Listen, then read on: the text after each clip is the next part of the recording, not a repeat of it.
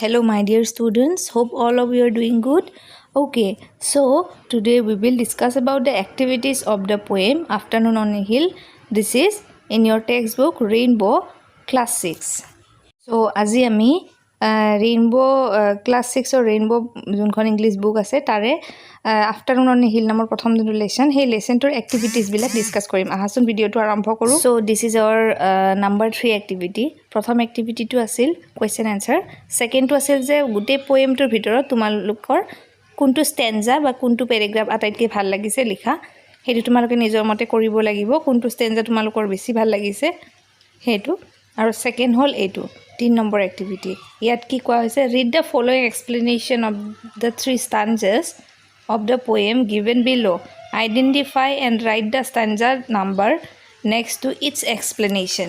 মানে ইয়াত কোৱা হৈছে যে এই ইয়াত যে এক্সপ্লেনেশন খিনি দিয়া আছে তিনটা স্ট্যান্জাৰ তিনটা এক্সপ্লেনেশন সেই এক্সপ্লেনেশন খিনি আমি পঢ়ি বা ইয়াৰ বিৱৰণ খিনি পঢ়ি কোনটো স্ট্যান্জা বা কোনটো প্যাৰাগ্ৰাফৰ পৰা মানে কবিতাটোৰ কোনটো শাৰীৰ পৰা বা কোনটো মানে প্যাৰাগ্ৰাফৰ পৰা লোৱা হৈছে এই এক্সপ্লেনেশন খিনিৰ পৰা আমি জানিব লাগে আৰু জানি পেলাই লিখিব লাগে গতিকে আহচোন প্ৰথমটো আমি পঢ়ো The poet will look at cliffs and clouds and watch how the grass bow down because of the wind and rises again the next moment তাৰমানে ইয়াত কোৱা হৈছে যে the poet look at cliffs and clouds মানে কবি গৰাকীয়ে পাহাৰৰ ওপৰৰ পৰা cliffs and clouds মানে পাহাৰৰ ওপৰৰ পৰা মেঘবোৰ আৰু পাহাৰৰ ওপৰৰ পৰা মানে তললৈ চাব আৰু ক্লাউডছ বিলাক চাব চাই পেলাই আৰু এটা বস্তু চাব যে how the grass bow down because of the wind and rise again the next moment তাৰমানে যেতিয়া বতাহ আহে বতাহ আহাৰ লগে লগে কেনেকে ঘাঁহ বিলাক মূৰটো তল কৰি দিয়ে বা হিৰ নত কৰি দিয়ে ঘাঁহ বিলাকে আকৌ বতাহ যোৱাৰ পিছত আকৌ থিয় হৈ উঠে সেই বিউটিফুল মোমেন্টটো চাব গতিকে এইটো কেই নম্বৰ স্ট্যান্জাত কোৱা হৈছে কেই নম্বৰ শাৰীত কোৱা হৈছে এইটো 2 নম্বৰ প্যাৰাগ্ৰাফ বা 2 নম্বৰ স্ট্যান্জাত কোৱা হৈছে গতিকে ইয়াত 2 ইয়াত লিখা আছে নেক্সট চোৱা The lights will begin to show up from the town when it gets dark. The poet will identify the light that belong to her place and return home. তাৰমানে লাহে লাহে গাঁওখনলৈ সন্ধিয়া নামি আহিব আৰু লাহে লাহে এটা দুটাকৈ মানুহৰ ঘৰৰ লাইটবোৰ জ্বলি উঠিব আৰু সেই সময়তে কবিয়ে নিজৰ ঘৰৰ কোনটো নিজৰ ঘৰ আৰু নিজৰ ঘৰৰ লাইটটো কোনটো হেয়া পাহাৰৰ ওপৰৰ পৰা চিনাক্ত কৰি লাহে লাহে পাহাৰৰ পৰা নামি আহিব এইখিনি কথা কোনটো স্ট্যান্জাত কোৱা হৈছিল 3 নম্বৰ স্ট্যান্জাত গতিকে 3 লিখা আছে তাৰ পিছত চোৱা the poet will climb a hill in the afternoon she will be happy to do so she will see and touch the flowers that are in abundance in the hill but she will not pick a single flower কি কোৱা হৈছে যে the poet will climb up in the afternoon এদিনাখন সন্ধিয়া এদিনাখন আবেলি পৰত কবিয়ে পাহাৰৰ ওপৰলৈ উঠি যাব তাত গৈ তাত উঠি গৈ তেওঁ বিৰাট হ্যাপি ফিল কৰিব তাই মানে তেওঁ বিৰাট হ্যাপি ফিল কৰিব বহুত ভাল লাগিব তেওঁৰ মনটো বহুত ফুলিত হ'ব she will see and touch the flowers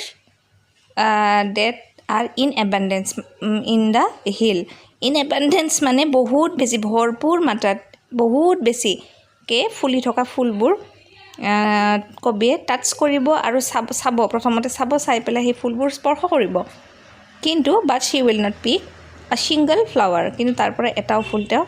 plaque নকৰে বা পিক নকৰে এটাও ছিঙি নানে এইখিনি কোৱা হৈছিল প্ৰথম স্ট্যান্জাত গতিকে ফাৰ্স্ট স্ট্যান্জা তাৰ পিছত এয়া 4 নম্বৰ এক্টিভিটি চোৱা ম্যাচ দা ফলোইং ইয়াতে বাও শাখাৰ লগত সৌ শাখা মিলাব দিছে the poet will be on a hill in the afternoon কবিয়ে এদিনাখন এখন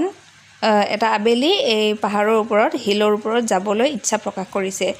a lot of flowers are in the hill পাহাৰৰ ওপৰত বহুত মানে একেলগে ফুলি থকা বহুতবোৰ ফ্লাৱাৰ্স কবিয়ে দেখিলে the grass bow down and rise again the grass মানে ঘাঁহনিবোৰ bow down কিহৰ কাৰণে বতাহত bow down হিৰনত কৰে আৰু rise again আৰু তাৰ পিছত উঠে lights show up from the town আৰু লাহে লাহে টাউনখনলৈ সন্ধিয়া নামি আহে আৰু লাইটবোৰ জ্বলি উঠে গতিকে ইয়া ম্যাচ দা ফলোইং কৰি দিয়া হৈছে তোমালোকে চাই চাই কৰি লবা 5 নম্বৰ এক্টিভিটিটোত আছে যে discuss with your friend what you have understood from the poem and share with your class মানে তোমালোকে কবিতাটো পঢ়ি কি বুজিলা সেই বিষয়ে তোমালোকৰ ক্লাছৰুমত বা শ্ৰেণী কোঠাত ডিসকাস কৰিবা এইটো তোমালোকৰ নিজৰ কাম কৰিবলৈ চেষ্টা কৰিবা নোৱাৰিলে মোক সুধিবা কমেন্ট কৰিবা মই নিশ্চয় বুজাই দিম আৰু কবিতাটো যেহেতু বুজাই দিয়া গৈছে গতিকে কিবা নোৱাৰিলে কবিতাটো আকৌ এবাৰ কবিতাটোৰ অসমীয়া ভাঙনিখিনি চালে তোমালোকে বুজি পাবা 6 নম্বৰটো হ'ল write the rhyming words from the poem for the ones given below তলত থকা brown skies and run নামৰ তিনটা word দিয়া আছে বা শব্দ দিয়া আছে তাৰে rhyming words ওলাব লাগে একে মানে একে ধৰণৰ উচ্চাৰণৰ আৰু দুটা শব্দ লিখিব লাগে ব্ৰাউনত লিখিছো ডাউন আৰু টাউন স্কাইজ আইজ ৰাইজ ৰান সান ওয়ান গতিকে এইকেইটা লিখি ল'বা তোমালোকে তাৰ 7 নম্বৰটো চোৱা read the following phrases from the poem cliffs and clouds ৱাটছ and wind mark which must be mind এইকেইটা শব্দক কি কোৱা হয় এলিট্ৰেশ্যন বুলি কোৱা হয় এলিট্ৰেশ্যন মানে অনুপ্ৰাস বা একে ব্যঞ্জন ধ্বনি থকা শব্দ বা বাক্য যেনে ধৰি লোৱা ইয়াত ইংলিছত দিয়া আছে চোৱা হিয়াৰ the poet has used a literary device called alliteration from a special effect এটা alliteration মানে কি ইয়াত দিয়া আছে চোৱা alliteration is a literary device it is the repetition of consonant sound at the beginning of two or more words মানে ব্যঞ্জন ধ্বনিৰ ৰিপিটেড ব্যৱহাৰ বাৰে বাৰে ব্যৱহাৰ হয় ব্যঞ্জন ধ্বনিৰ তেনেকুৱা ধৰণৰ কিছুমান সেন্টেন্স বা বাক্য তাক কোৱা হয় অনুপ্ৰাস বা এলিট্ৰেশ্যন এতিয়া আমাক এলিট্ৰেশ্যন কেইটামান লিখিব দিছে now write down a few sets of words using alliteration one is done for you এটা কৰি দিছে যে টল টাৱাৰ তেনেকুৱা আৰু এটা হ'ল মিকি মাউস কোকা কোলা সুইট 16 ইয়াৰ অসমীয়াটো ক'লে তোমালোকে বুজিবা এলিট্ৰেশ্যন কি হয় আমি যে কওঁ বগাকৈ বগলী বহলাই বলিছে বলুকাত বিয়লি বেলা ব ব ব ব ব এটুক এলিট্ৰেশ্যন বুলি কোৱা হয় তেনেকৈ ধৰিলা লাও পুলি লৰাই ৰুলু ৰুলু লৰাই লফা ঘূৰাই ঘূৰাই কি উৰাই ঘূৰাই টাকুৰ ঘূৰাই নাচা এনেকুৱাবোৰ যে আমাৰ আছে অসমীয়াত হেতুকে ইংলিছত এলিট্ৰেশ্যন বুলি কোৱা হয় গতিকে তোমালোকৰ বাবে কৰি দিয়া হৈছে নেক্সট আমি কি আছে চাওঁ হা ইয়াৰ পিছত কি আছে আমি চাওঁ 8a I will be the gladdest thing under the sun these two lines from the poem say that nature gives happiness to the poet besides happiness nature gives us a lot of other things write down such things ইয়াত কোৱা হৈছে যে nature gives happiness to the poet তাৰ মানে nature বা প্ৰকৃতিয়ে মানুহক বা কবিক কি দিছে হ্যাপিনেছ দিছে হ্যাপিনেছ মানে সুখ দিছে অনাবিল সুখ দিছে মানে এনেও আমি জানো যে নেচাৰ বা প্ৰকৃতিৰ সৌন্দৰ্যই আমাক সদায় মোহিত কৰে বা সুখ দিয়ে কিন্তু ইয়াত কোৱা হৈছে নেচাৰ গিভছ আছ আ লটছ অফ আদাৰ থিংছ বিসাইডছ হ্যাপিনেছ তাৰ মানে হ্যাপিনেছৰ বাহিৰেও বা সুখৰ বাহিৰেও আৰু আমাক কি বস্তু দিয়েনো প্ৰকৃতিয়ে সেয়াই ইয়াত লিখিব দিছে গতিকে প্ৰথম দিয়ে ফুড আমি প্ৰকৃতিৰ পৰাই খাদ্য আহৰণ কৰোঁ ফ্ৰেছ এয়াৰ মুক্ত মুকলি বতাহ ফ্ৰেছ একদম বতাহ আমাক দিয়ে এয়াৰ বা আমি যি উশাহ নিশাহ লওঁ সেয়া আমি প্ৰকৃতিৰ পৰাই লওঁ আৰু ৱাটাৰ পানীও আমি প্ৰকৃতিৰ পৰাই পাওঁ ইয়াৰ পিছত আছে B watch the wind bow down the grass and the grass rise the poet derives immense pleasure by looking at nature observe nature around you what attracts you share with your friend কোৱা হৈছে যে কবিয়ে immense pleasure মানে অনাবিল সুখানুভূতি পায় looking at nature মানে যোনখন আমাৰ প্ৰকৃতিৰ ফালে চাই প্ৰকৃতিৰ প্ৰতিটো বস্তুতে কবিয়ে অনাবিল সুখ অনুভৱ কৰে গতিকে তোমালোকে অবজাৰ্ভ নেচাৰ এৰাউণ্ড ইউ তোমালোকৰ চাৰিওকাষে থকা তোমালোকৰ নেচাৰ বা প্ৰকৃতিখন তোমালোকে চোৱা আৰু তাৰ পৰা তোমালোকে হোৱাট এট্ৰেক্টছ ইউ তোমালোকক তাৰে কি বস্তুৱে এট্ৰেক্ট কৰে ভাল লাগে মোহিত কৰে শ্বেয়াৰ উইথ ইয়োৰ ফ্ৰেণ্ড তোমাৰ ফ্ৰেণ্ডৰ লগত ডিসকাস কৰি পেলাই লিখিব পাৰা আমি নেচাৰত তোমালোকৰ ফুল ভাল লাগিব পাৰে কিবা ফল ভাল লাগিব পাৰে বতাহ ভাল লাগিব পাৰে গছনি ভাল লাগিব পাৰে গছত ফল লাগি থকা ফলবোৰ দেখি ভাল লাগিব পাৰে চৰাই চিৰিকটি ভাল লাগিব পাৰে কি ভাল লাগে হেয়া তোমালোকে লিখিব লাগে চেষ্টা কৰিবা নোৱাৰিলে কমেন্ট কৰিবা মই নিশ্চয় তোমালোকক এটা আইডিয়া দিবলৈ চেষ্টা কৰিম look at 9 number so look at the picture and write description about it you can use ideas given in the box ta mane ei ছবিখন চাই তোমালোকৰ কেনেকুৱা অনুভৱ হৈছে কি ছবিখনৰ বিষয়ে তোমালোকে কেনেকৈ বৰ্ণনা কৰিব খুজিবা হেয়া তোমালোকে লিখিব লাগে ইয়াত কিছুমান ওয়াৰ্ড দিয়া আছে হেল্পৰ কাৰণে বিউটিফুল সানৰাইজ মানে ধুনিয়া এটা সানৰাইজ ধুনিয়া ৰাতিপুৱা ব্ৰাইট এণ্ড সানি মৰ্নিং বা ধুনিয়া ব্ৰাইট এটা ৰাতিপুৱা তাৰপিছত ভাইব্ৰেণ্ট কালাৰ্ছ বহুত ধুনিয়া একদম ধুনিয়া ধুনিয়া ৰং নেচাৰ এট ইটস বেষ্ট নেচাৰৰ আটাইতকৈ ধুনিয়া মৰম লগা ছবি এখন বা ফ্লোয়িং ৱাটাৰ ইয়াত পানী বৈ আছে সেই বিষয়ে লিখিব পাৰা ফ্লাৱাৰ্স ইন ব্লুম ফুল ফুলি আছে তাৰপিছত ব্ৰেথ টেকিং ভিউ খুব ধুনিয়া মানে ব্ৰেথ টেকিং মানে উশাহ ৰৈ যোৱা নিচিনা ধুনিয়া এটা দৃশ্য আমি ক'ব পাৰো যে দৃষ্টিনন্দন পৰিবেশ বুলি ক'ব পাৰো তাৰ পিছত বিউটি অফ নেচাৰ ধুনিয়া মানে প্ৰকৃতিৰ সৌন্দৰ্য বাৰ্ডছ ক্ৰিপিং চৰাইৰ কলকলনি তাৰ পিছত ব্ৰেথ টেকিং ভিউ এই গুটেখিনি দিয়া আছে গতিকে এই কিটা শব্দ ইউজ কৰি এই ছবিখন তোমালোকে বৰ্ণনা কৰিব লাগে নিশ্চয় তোমালোকে নিজে যত্ন কৰিবা নোৱাৰিলে কমেন্ট কৰিবা মই নিশ্চয় তোমালোকক লিখি বা বৰ্ণনা কৰি দিবলৈ যত্ন কৰিম ইয়াৰ পিছত চোৱা find words related to nature এই 10 নম্বৰ এক্টিভিটি হয় ইন দা গ্ৰিড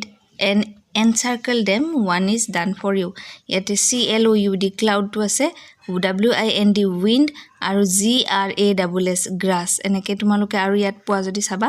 এই তিনিটাৰে এতিয়া কি কৈছে নাও মেক সেন্টেন্সেছ ইউজিং ইচ ৱৰ্ডছ প্ৰত্যেকটো ৱৰ্ডৰ পৰা এটা মেক সেন্টেন্স এটা বাক্য ৰচনা কৰিব আছে cloud there are clouds in the sky wind the wind is blowing grass the grass is wet due to rain there are cloud in the sky মানে আকাশত ডাৱৰ আছে wind is blowing বতাহ বলিছে grass is wet the grass is wet due to the rain মানে বৰষুণত ঘাঁহবোৰ তিতিছে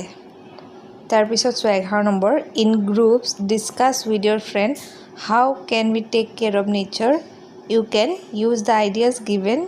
in the cards আমি কেনেকে নেচাৰক care ল'ব পাৰো মানে প্ৰকৃতিক আমি কেনেকে মানে ভাল কৰি ৰাখিব পাৰো কিছুমান কাৰ্ডত আছে চোৱা প্লেন্টিং এণ্ড নাৰ্চাৰিং ট্ৰিজ মানে আমি গছ ৰুব পাৰো আৰু লগতে সেই গছবিলাকৰ চোৱা চিতা কৰিব পাৰো প্ৰিজাৰ্ভিং ৱাটাৰ আমি পানী প্ৰিজাৰ্ভ কৰিব পাৰো ভালকৈ পানী আমি সংৰক্ষণ কৰিব পাৰো ভালকৈ ৰাখিব পাৰো তাৰ পিছত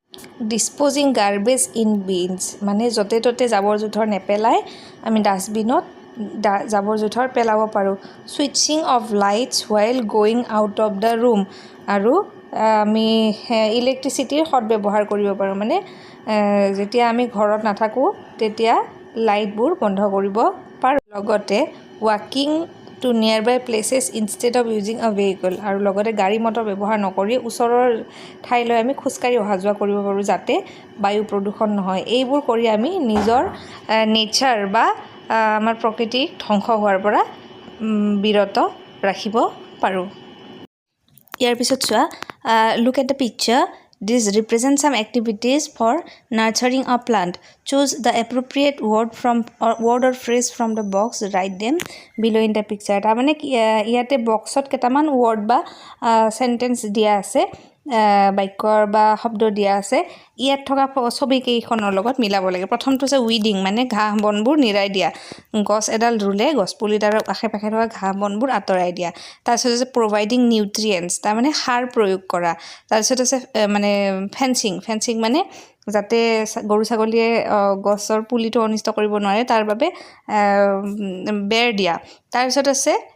protecting from paste and diseases পোক পৰুৱাই যাতে গছডালৰ অন্যায় কৰিব নোৱাৰে গছ পুলিটো অন্যায় কৰিব নোৱাৰে তাৰ বাবে পেষ্ট আৰু পেষ্টৰ পৰা পেষ্ট মানে পোক পৰুৱা আৰু ডিজিজ বেমাৰৰ পৰা ৰক্ষণাবেক্ষণ দিয়া গছডালক কিছুমান কীটনাশক দ্ৰব্য প্ৰয়োগ কৰি যোনবিলাক নেচাৰেল হয় তাৰপিছত এনচিউৰিং সাফিচিয়েণ্ট সানলাইট আৰু পৰ্যাপ্ত পৰিমাণে যাতে সূৰ্যৰ পোহৰ পায় সেয়া তালৈ লক্ষ্য কৰা আৰু শেষত আছে ৱাটাৰিং ৰেগুলাৰলি সদায় গছত পানী দিয়া এইখিনি কাম কৰিলে আমি এডাল গছ পুলি ৰুলে এইখিনি কাম বা এইখিনি আমি গছ পুলিডাল নাৰ্চাৰ কৰিবলৈ বা ৰক্ষণাবেক্ষণ দিবলৈ আমি এইখিনি কাম কৰিব পাৰোঁ ওকে সো আজিলৈ ইমানেই আছিলে ভিডিঅ'টো ভালেখিনি দীঘল হ'ল আৰু দীঘল নকৰোঁ বাকি যিখিনি এক্টিভিটি আছে এইখিনি আমি অন্য এটা ভিডিঅ'ত কৰিবলৈ যত্ন কৰিম তোমালোকক এইখিনি মই এক্টিভিটি কমপ্লিট কৰাই দিলোঁ এইখিনি তোমালোকে ঘৰত ধুনীয়াকৈ কৰি ল'বা বুলি মই আশা ৰাখিলোঁ আজিলৈ ইমানেই বাই বাই